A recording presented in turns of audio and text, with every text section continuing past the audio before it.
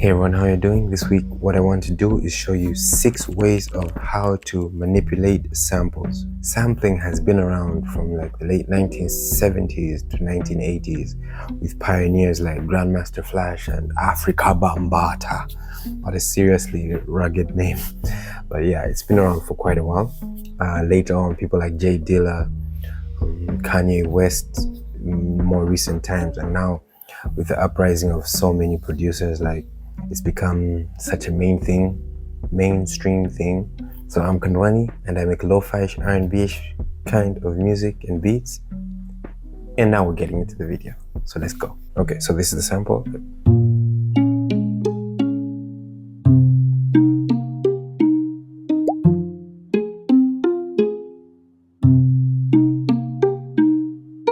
Okay, so you already know the sample sounds pretty good. I wanted to use this in a lo-fi beat, but then I thought that it could turn into a type beat kind of thing.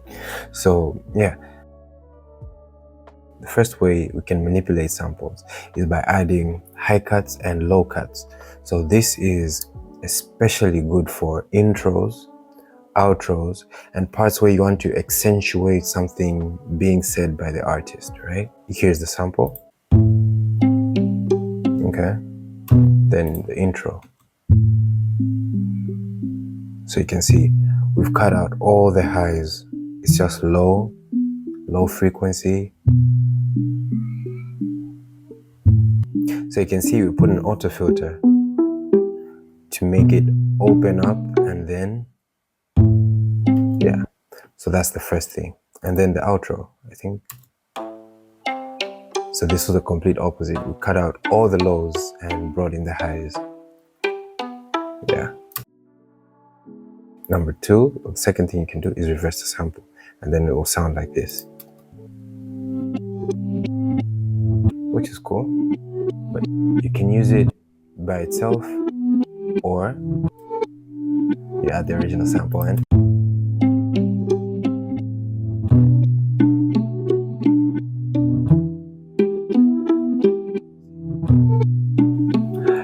It adds some nice melodic textures. So sample reversing has been around for quite a while. I'm sure most people know Outkast and Missy Elliott. Missy Elliott had this song called Work It, produced by Timbaland, and also Missy Elliott. Like it had a lot of her reversed vocals. And Outkast had a song called Miss Jackson, which is my second favorite song by them. Actually, first, it's my favorite song by Outkast, and it had reverse piano loop. Reversing samples is very common in sample beat flipping. So I'm not going in any specific order. I'm actually trying to go in the order of how I made the track. So another thing that you can do is leave the sample as it is and build elements around it, because sometimes the samples are really good samples and you don't really want to change much, right? So let me just give you a little bit of an example.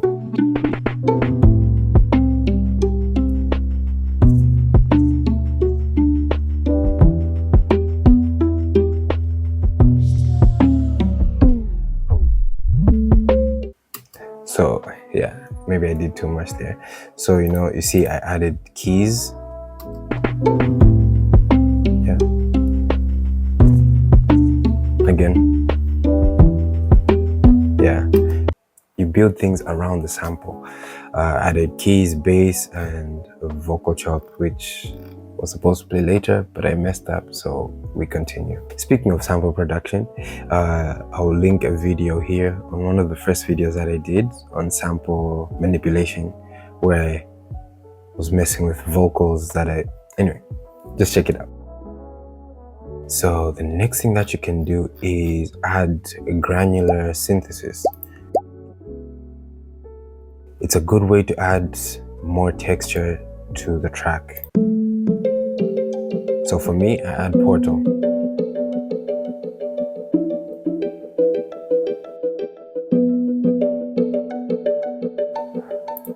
But this isn't necessarily like granular synthesis. synthesis. This is actually just like delay, reverb, like things to make the sample a little bit unidentifiable. But yeah, it works really well.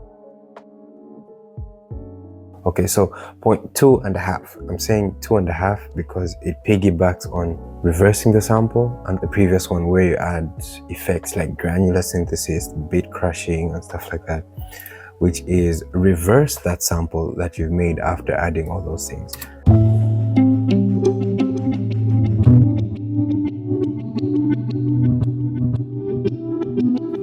You see,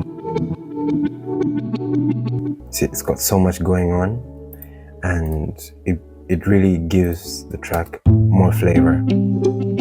No? Yeah.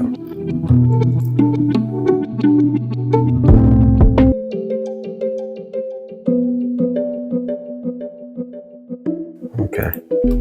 Yeah. Hey guys, so I hope you're liking this video so far. If you are, it would mean a lot if you would like, comment, subscribe, and share the video so that it gets some more reach. Yeah, let's get back into the video. So if your sample is chord based or piano based, you can reverse individual chords, and you can also mix it up. You don't have to play it like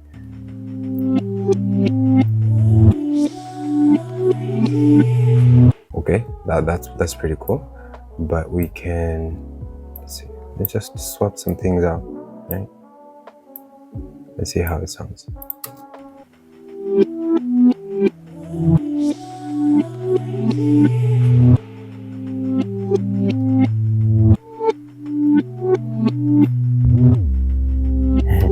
Yeah, it sounds pretty good. Sounds pretty good. Okay, and another thing that you can do is pitch. My son is awake. Another thing that you can do is pitch the sample up or down.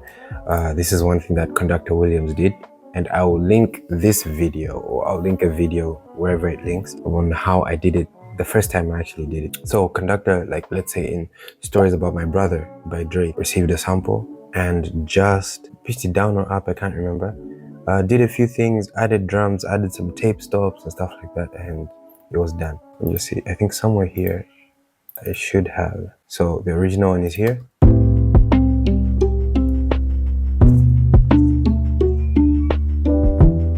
Okay. Then I pitched it up now. Yeah, you see? Yeah. The fifth, or is it the sixth? The fifth is to halftime the sample. For this, you can do two things. You can use a plugin like Origin, which half times this, the sample. Yeah. Oh, Deja Vu, sorry. Or you can use something like Warp. I usually do this on the master, so that you halftime the whole thing, or even like pitch down the whole thing. Okay.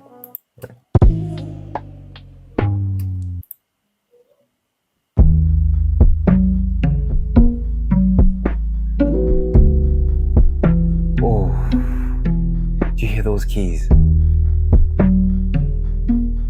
Oh my goodness.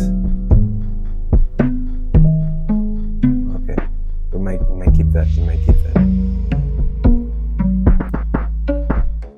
Then the last thing. Oh, but that was so good. Last thing that we can do is chop the sample up. So you put it like in a sampler. Go to slice mode and.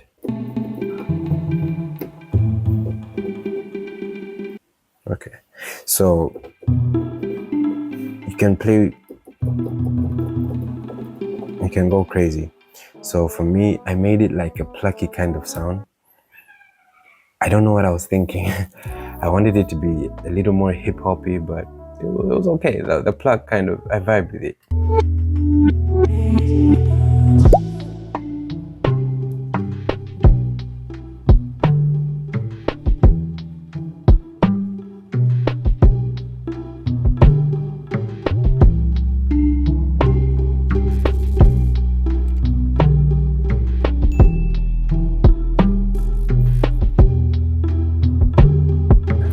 I know it's not amazing, but done right, it could change the whole track.